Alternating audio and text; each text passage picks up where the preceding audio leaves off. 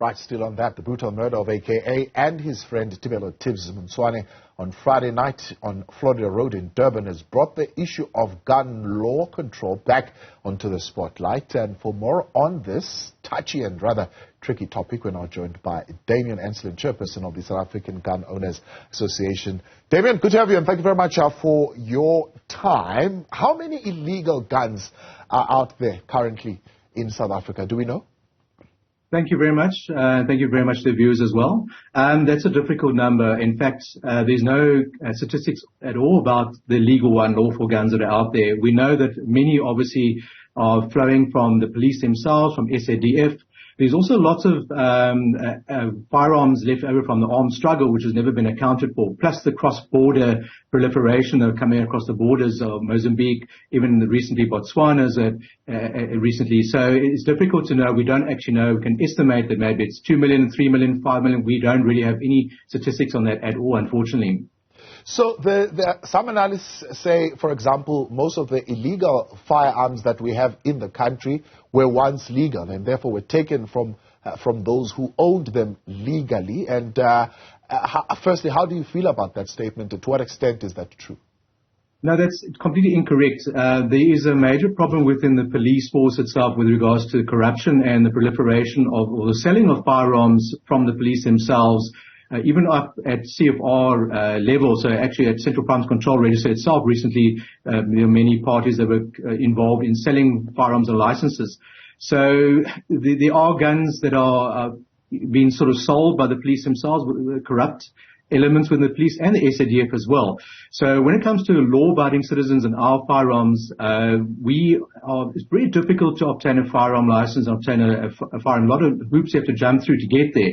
So it's not the case that all the firearms are coming from legal or lawful gun owners. As I said, there's a lot coming across the border which we don't know about at all.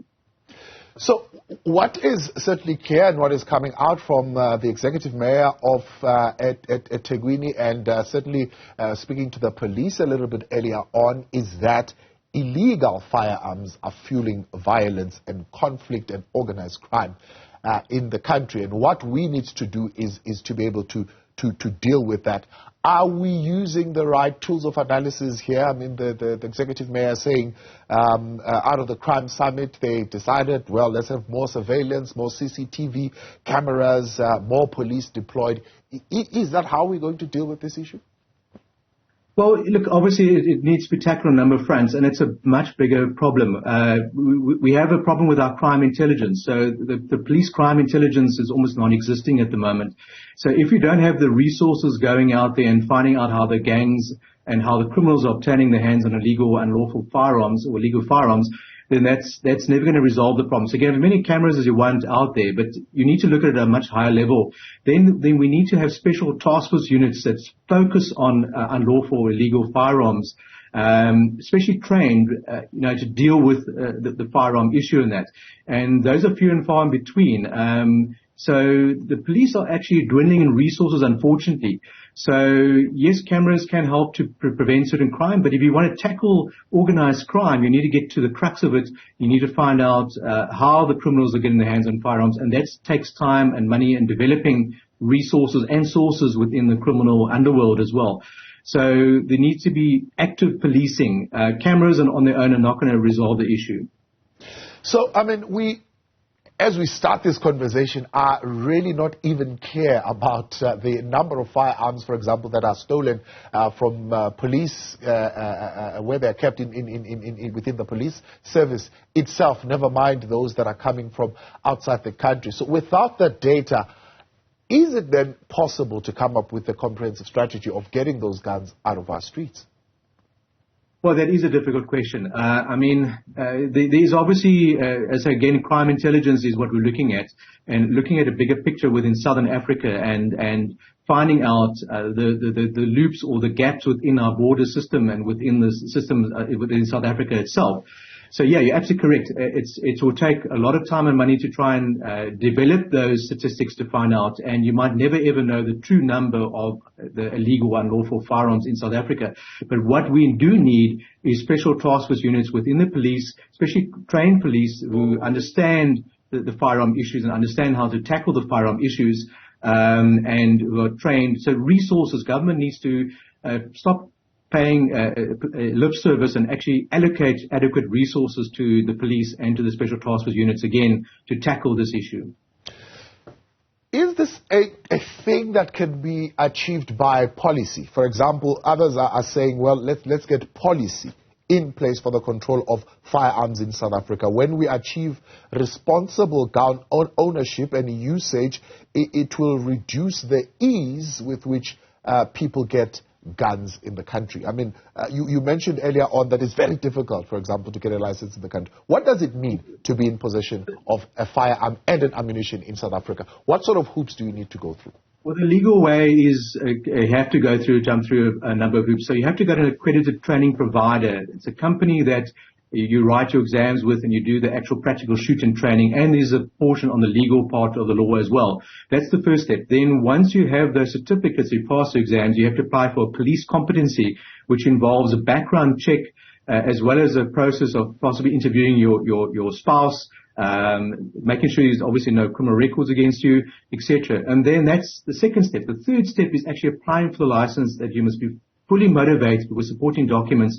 If you're applying for a license for self-defense or sport shooting, it's not that you're just going to walk into the gun shop and walk out with a firearm. So it's quite a process, and it takes a number of months to obtain that license. And no law-abiding citizen who has gone through that process is going to not correctly protect his firearm and ensure that his firearm, his or her firearm, is in a safe, and ensure that their gun is always on them or in a safe at all times. The criminal is never going to go through that process. So if you try and toughen and make it more difficult for law-abiding citizen to apply for a firearm, the only person you're going to harm is the law-abiding citizen and not the criminal. The criminal element is always going to find a way around the problem, and it's easier just buying a gun from a corrupt police official or buying a gun across border. So government always wants to tackle the weak targets, which is the law-abiding citizen. We have a really good piece of legislation. The Firearm Contract and Regulations, barring a few issues that needs to be resolved, is a pretty good piece of legislation. The enforcement, obviously, of our laws is always a problem. You can have the myriad of laws, you can have a million laws out there, but if there's no one enforcing the law and cracking down on illegal firearms, then it's pointless having more legislation. Parliamentarians or legislators seem to believe that we need to give police appropriate powers.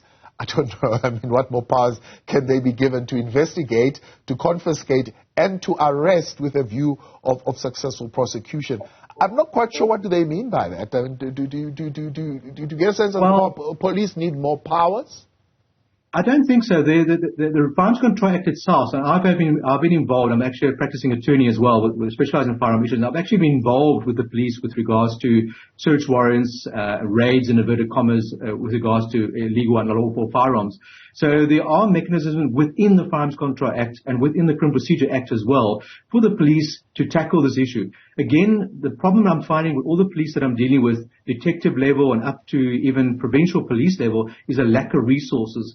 They are, for instance, the police special units are running at about 40% less staff than they have, sometimes 30% less staff than they should have. So how can we tackle the issue seriously if the people that are meant to be specializing in issues are not given the adequate resources and the people that they need to actually tackle the issue?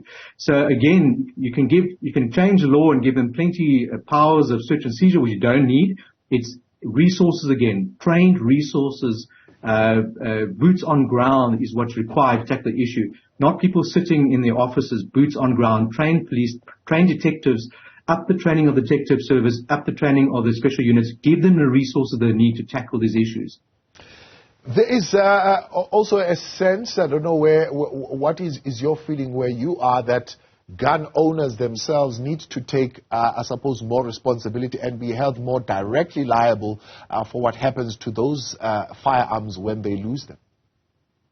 Absolutely. Look, if anyone breaks the law, even a law-abiding citizen, if you fail to safekeep your firearm, absolutely, the law must run its course. It's a responsibility. It's an awesome responsibility, and it's a serious responsibility of a gun owner, lawful gun owner, to own a firearm. You must make sure that you protect at all times. But unfortunately, what we have is a rampant crime situation, and that I can have a really good quality, high quality safe at my house, but if the criminals want to break into my property, they will break into my property and they may rip that safe out of my property, but that's not my responsibility or not my fault if that occurs. That's again crime prevention, and policing again is causing a problem there.